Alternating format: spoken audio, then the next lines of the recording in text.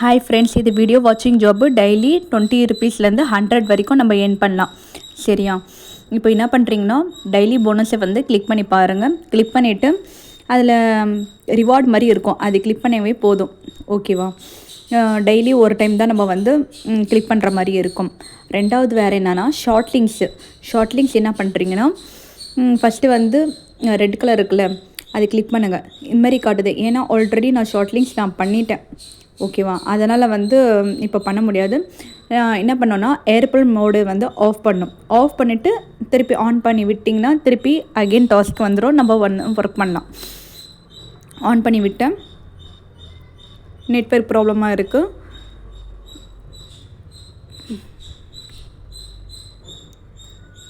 Network வந்துடுச்சு.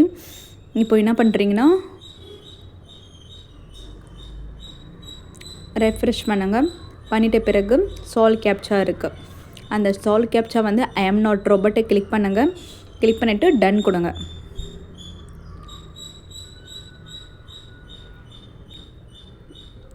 Ton கொடுத்துட்ட பிறகு திருப்பி ஐ ஆம் நாட் ரோபோட் கொடுங்க.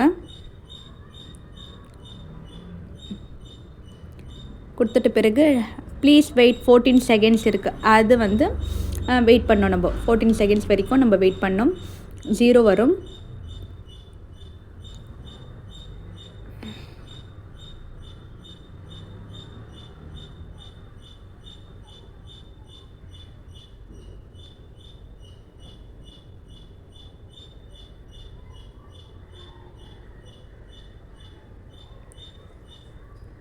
ஜீரோ வந்துட்ட பிறகு வெரிஃபை இருக்கும். அந்த வெரிஃபை கிளிக் பண்ணுங்கள். அப்படியே ஸ்க்ரோல் பண்ணிட்டு வந்த பிறகு கண்டினியூ கொடுக்கணும். அது மாதிரி ஸ்டெப்பு 3 வரைக்கும் நம்ம வந்து இதே மாதிரி ஸ்டெப்பு நம்ம கம்ப்ளீட் பண்ணோம். பாருங்கள், 14, 13, 12 அந்த மாதிரி வெயிட் பண்ணோம். இது கம்ப்ளீட் ஆகிட்ட பிறகு வெரிஃபை வரும்.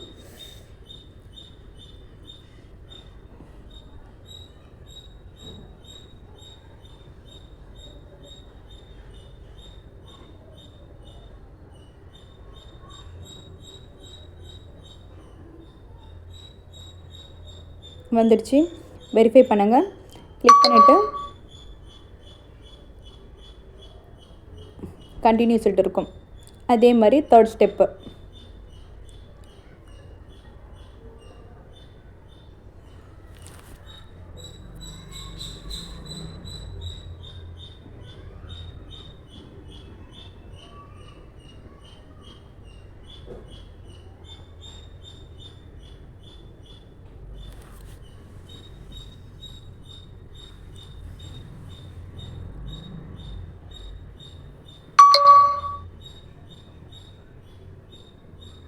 வெரிஃபை பண்ணுங்கள்.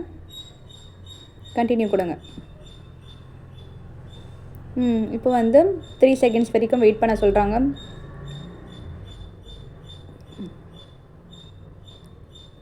சக்ஸஸ் வந்துச்சு. கெட் லிங்க் அது கிளிக் பண்ணிங்கனாவே டெலிகிராம் போகும். டெலிகிராமில் நம்ம என்ன பண்ணோன்னா, இதுமாதிரி ஒரு லிங்க் மாதிரி கொடுத்துருவாங்க. அது ஜஸ்ட்டு கிளிக் பண்ணோம். கிளிக் பண்ணிவிட்டு வெரிஃபை டு கிளைம் ரிவார்டு இருக்கும். I am not robot verify claim reward அந்த மாதிரி கொடுத்துடணும். 0.15 பைசா வந்து ஆட் ஆகிருக்கு நம்ம வேலெட்டில். திருப்பி ஒரு டைம் நான் பண்ணி காட்டுறேன் பாருங்கள். பேக் கொடுத்துட்டு வந்துடுங்க. ஏர்ப்ளைன் மோடில் போடணும்.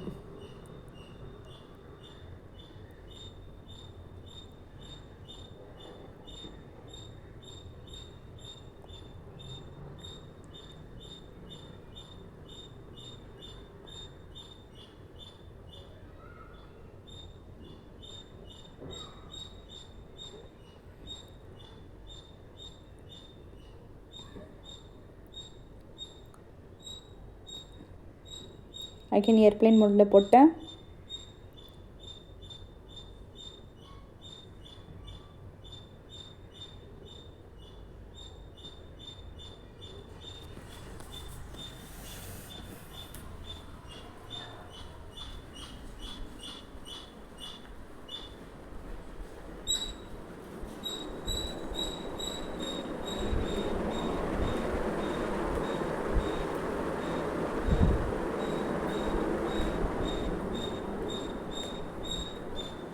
ஐ ஆம் நாட் ரோபோட் கிளைம் கொடுத்துருங்க. டெய்லி வந்து 20 ருபீஸ் 20 ருபீஸ் கிரெடிட் ஆகிட்டே இருக்கும் நம்மளுக்கு. இல்லைனா 10 ருபீஸ் 100 ருபீஸ் வந்தால் கூட நம்ம வேலெட்லேருந்து நம்ம விட்ரா பண்ணிக்கலாம்.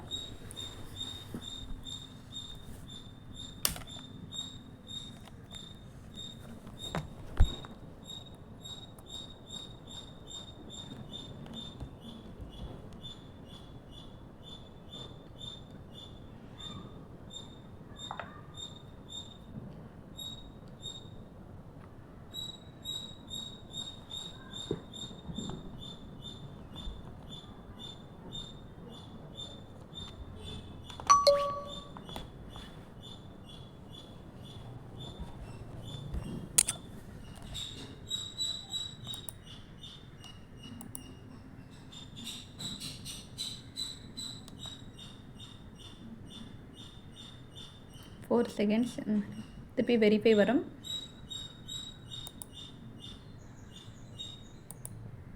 கண்டினியூ கொடுத்துருங்க. இது மாதிரி ஸ்டெப் 3 வரைக்கும் நம்ம ஃபினிஷ் பண்ணோம்.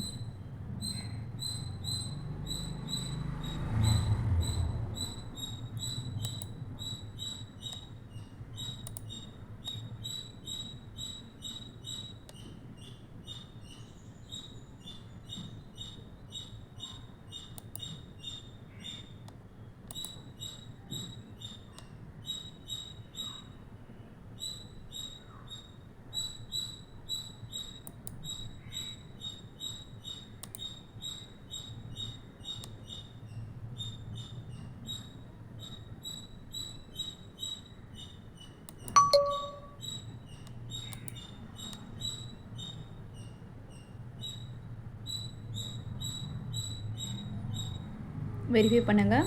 Please wait. டைரெக்டாக நமக்கு டெலிகிராமுக்கு போகும்.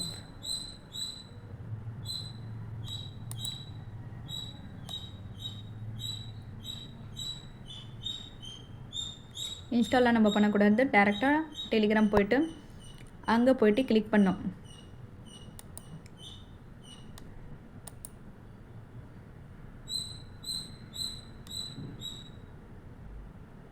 பைக் சைக்கிள் கிளிக் பண்ணிவிட்டு வெரிஃபை பண்ணிவிடுங்க.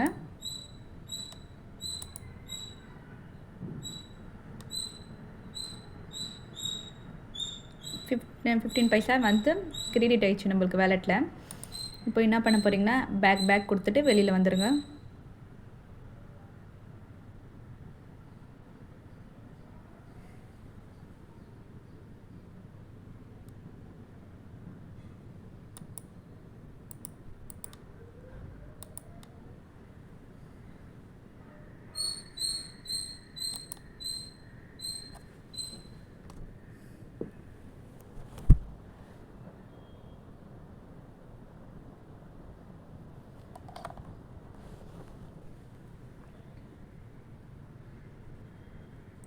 பேக் கொடுத்துட்டு உள்ளே வந்துடுங்க.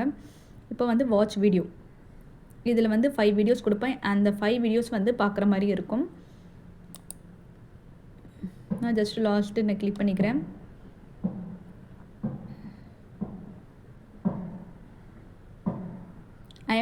किसी देश का राष्ट्रपति होना एक खतरनाक काम है. इसे व्लादिमीर पुतिन से बेहतर कोई नहीं जानता, जिन्होंने बीते 20 सालों में 43 अलग-अलग हत्या की कोशिशों से खुद को बचाया है.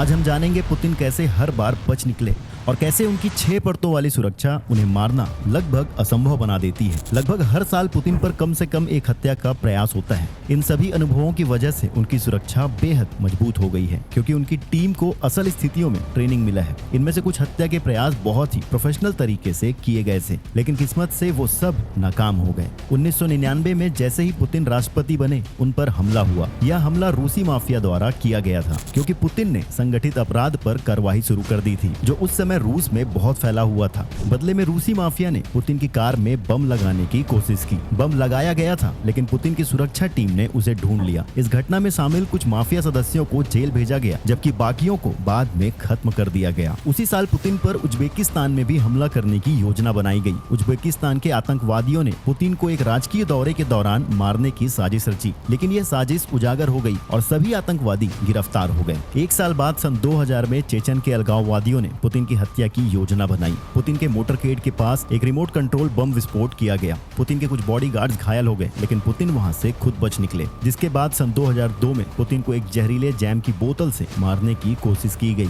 जब वो क्रीमिया के एक होटल में नाश्ता करने वाले थे। लेकिन उनके फूड टेस्टर ने जैम में जहर को पकड़ लिया, इससे पहले कि पुतिन उसे खा पाते। और फिर उसी साल पुतिन मॉस्को के रेड स्क्वायर में एक परेड में शामिल हुए और नजदीकी इमारत में स्नाइपर तैनात थे जो पुतिन को मारने के लिए तैयार थे। लेकिन फेडरल प्रोटेक्टिव सर्विस यानी FSO को इसकी जानकारी मिल गई और स्नाइपर्स को तुरंत गिरफ्तार कर लिया गया। फिर 2002 में ही पुतिन अजरबैजान की यात्रा पर गए थे। एक इराकी व्यक्ति जिसका संबंध चेचन अलगाववादियों से था, उसने पुतिन की कार के नीचे विस्फोटक लगाने की योजना बनाई थी। लेकिन अजरबैजान को पुलिस की उसकी योजना का पता चल गया और उसे जल्द ही गिरफ्तार कर लिया गया। बाद में उसे 10 साल की सजा हुई। फिर से 2002 में ही एक और व्यक्ति ने पुतिन को बम से उड़ाने की कोशिश की। उसने योजना बनाई थी कि वो पुतिन के मोटरकेड के पास अपनी कार चलाएगा और उसमें रखे 40 किलोग्राम विस्फोटक को उड़ा देगा। लेकिन FSO को इस योजना की भनक लग गई। उन्होंने पुतिन के मोटरकेड का रास्ता बदल दिया और उसी समय हमलावर को घेर कर खत्म कर दिया। जिसके बाद 2003 में पुतिन ब्रिटेन के दौरे पर थे। वहाँ 2 रूसी लोगों ने स्नाइपर से पुतिन की हत्या की योजना बनाई थी, लेकिन ब्रिटिश पुलिस की स्पेशल यूनिट SO13 ने उन्हें गिरफ्तार कर लिया।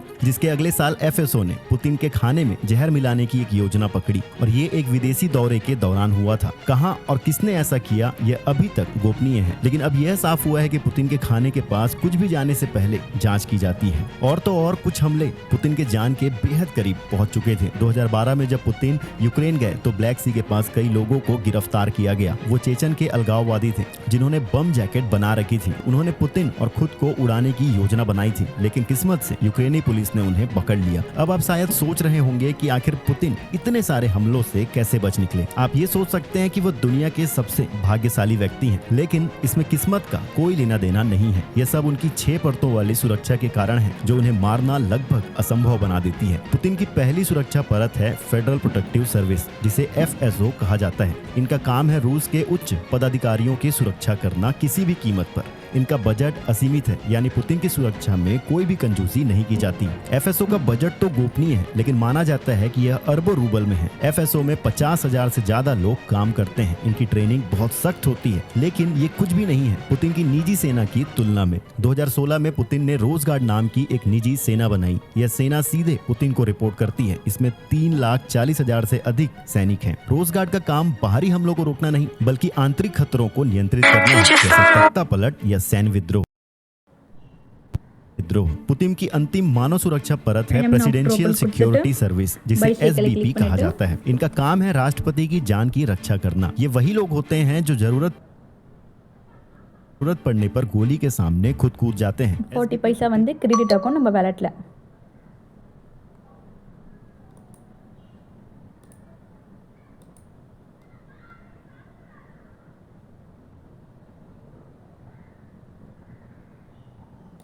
अगेन और वीडियो। हेलो फ्रेंड्स, मैं गौरव और हम लोग हमेशा से ये अज्यूम करते आए हैं कि अगर हम यूनिवर्स के किसी भी दूसरे प्लैनेट पर अपने पैर रखेंगे तो वहां की high gravity, high temperature, high pressure और साथ ही बैड एटमॉस्फेयर की वजह से हम मिनटों में ही तबाह हो जाएंगे। हम वहां पे सरवाइव नहीं कर पाएंगे। बट व्हाट इफ मैं कहूं यूनिवर्स में ऐसे भी प्लैनेट्स मौजूद हैं जिनका एनवायरनमेंट हमें तबाह करना तो दूर, आपकी सेहत इतनी तंदुरुस्त हो जाएगी कि आपको ऐसे महसूस होने लगेगा कि मे बी आपको सुपर पावर्स मिल गए। And I am not even kidding, recently साइंटिस्टों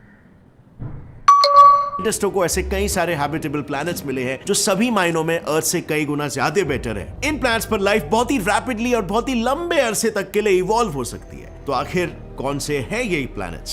well, let's find this out today. So guys, you know entire known universe में अर्थ इकलौता ऐसा प्लैनेट है जिस पर सिंपल लाइफ फॉर्म से लेकर कॉम्प्लेक्स लाइफ फॉर्म, सभी लिविंग ऑर्गेनिज्म जो कितने भी एक्सट्रीम एनवायरनमेंट में रहने के केपेबल है, वो इवॉल्व हुए हैं और हो रहे हैं। सो ये सब देखकर जाहिर सी बात है हम अर्थ को इकलौता या एक यूनिक ग्रह मानते हैं। बट कई सारे रिसर्चर्स का यह कहना है कि ऐसे कई सारे दूसरे प्लैनेट्स हो सकते हैं जिनके एनवायरनमेंट अर्थ के एनवायरनमेंट से भी ज्यादा फेवरेबल यानी कि अच्छे हो। पर क्योंकि हम पृथ्वी पर रह रहे हैं और इसीलिए instead of looking for better planets हम अपना पूरा का पूरा वक्त अर्थ के मिरर इमेज ढूंढने में ही लगा रहे हैं, व्हिच इज टोटली रॉन्ग। और इसीलिए 5 अक्टूबर 2020 में Washington state university and the technical university of Berlin के एस्ट्रोबायोलॉजिस्ट डर्क शुल्स मकूच ने एक नए मिशन की शुरुआत की। इस मिशन के जरिए उन्होंने ऐसे प्लैनेट्स को अपना टारगेट बनाया जो हमारे पृथ्वी से सभी मायनों में बेहतर थे। एंड यू वोंट बिलीव उन्हें ऐसे प्लैनेट्स मिले भी, और वो भी एक या दो नहीं बल्कि पूरे 24 super habitable planets. So basically Schulze Makuch और उनकी टीम ने इन प्लैनेट्स को खोजने के लिए एक अलग ऑब्जर्वेशन करने का तय किया, और इसके लिए उन्होंने क्राइटेरियाज की एक लिस्ट बनाई, और अगर कोई भी प्लैनेट्स उन क्राइटेरियाज को फॉलो नहीं कर रहा था, दैट मींस वो प्लैनेट सुपर हैबिटेबल नहीं था। So this was a simple way how they were filtering the planets. And now you tell me, किसी भी लाइफ को सर्वाइव करने के लिए कौन सी चीज की जरूरत सबसे ज्यादा होती है? एक सूटेबल टेम्परेचर, अच्छा एटमॉस्फेयर, पानी और बड़ा सा लैंड सरफेस एरिया, राइट? और बस इन्हीं सब फैक्टर्स को ध्यान में रखते हुए उन्होंने क्राइटेरिया तय कराए, जिसमें से सबसे पहला क्राइटेरिया था age of host star. Normally जब एक्सोप्लैनेट्स को एक्सप्लोर किया जाता है तब साइंटिस्ट का मेन फोकस होता है येलो ड्वार्फ स्टार्स यानी कि सन जैसे स्टार्स को ढूंढना, पर इस बार स्कूल्स मकूच की टीम ने येलो ड्वार्फ्स के साथ साथ ऑरेंज ड्वार्फ स्टार्स को भी अपना टारगेट बनाया, which are cooler, dimmer and less massive. और ऐसा करने के पीछे मेन एडवांटेज था उन स्टार्स का लाइफ स्पैन। दरअसल यूनिवर्स में जितने भी येलो ड्वार्फ्स हैं उनका लाइफ स्पैन 10 बिलियन साल तक ही होता है, और उन स्टार्स के कंपैरिजन में ऑरेंज ड्वार्फ्स 2 गुना ज्यादा साल तक जीते हैं, यानी कि 20 से 50 बिलियन सालों तक। और इसका मतलब सिंपल था, अगर इस प्लैनेटरी सिस्टम में कोई भी लाइफ इवॉल्व होगी तो वो अर्थ के मुकाबले 2 या 3 गुना ज्यादा समय तक इवॉल्व हो सकती है potentially. But that in no way means कि स्टार्स को हमेशा ज्यादा ओल्डर ही होना चाहिए, क्योंकि इवेंचुअली ओल्डर प्लैनेट्स की इंटीरियर जियोथर्मल एनर्जी वक्त के साथ साथ ठंडी हो जाती है और मैग्नेटिक फील्ड को लूज कर देती है। एनीवे, अब बढ़ते हैं सेकंड क्राइटेरिया की ओर, व्हिच इज वाटर। वेल, जैसे एक प्रॉपर प्लैनेटरी सिस्टम मिल जाता है तो सबसे पहला काम होगा उस प्लैनेट और उसके होस्ट स्टार्स के बीच के डिस्टेंस को मेजर करना। इससे इस चीज के बारे में हमें पता लग सकता है कि वो प्लैनेट हैबिटेबल जोन में है या नहीं, सो दैट इस चीज का पता लगाया जा सके कि उस पर्टिकुलर प्लैनेट पर वाटर परसेंटेज कितना होगा। अब इस क्राइटेरिया के लिस्ट का थर्ड फैक्टर था the size and mass of planets. Researchers के अनुसार किसी भी प्लैनेट का मास और साइज लाइफ को इवॉल्व होने में इन्फ्लुएंस कर सकता है। बेसिकली उनका कॉन्सेप्ट काफी सिंपल था, जितना बड़ा साइज उतना बड़ा habitable surface area, and not just this, जितना ज्यादा मास उतनी ज्यादा ग्रेविटी भी, और अगर ग्रेविटी ज्यादा यानी potentially a thicker more stable atmosphere. But there is also one condition, planets का मास अर्थ के मास के कंपैरिजन में सिर्फ 1.5 या 2 गुना ज्यादा बड़ा होना चाहिए, ताकि प्लैनेट का इंटीरियर लंबे समय के लिए हीटेड रहेगा और ये हॉट इंटीरियर कोर को मोल्टन रखने में हेल्प करेगा, और इसी की वजह से उस प्लैनेट के अराउंड ज्यादा समय के लिए प्रोटेक्टिव मैग्नेटिक फील्ड एक्टिव रहेगी। சைக்கிள் வந்து இது பண்ணுங்க, வெரிஃபை பண்ணிவிட்டு கிளைம் கொடுத்துருங்க.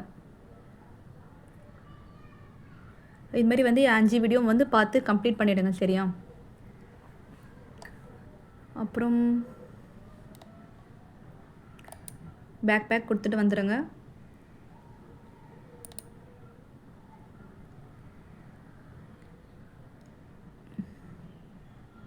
இப்போ எப்படி ரெஃபர் பண்ணானா ரெஃபர் பண்ணிக்கோங்க உங்கள் ஃப்ரெண்ட்ஸு.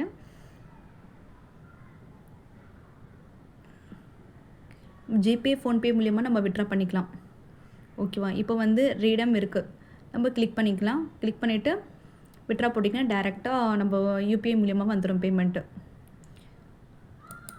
100 ருபீஸ் வருது, அப்புறம் 200 500 இந்த மாதிரிலாம் நம்ம விட்ரா பண்ணிக்கலாம் இதுலேருந்து.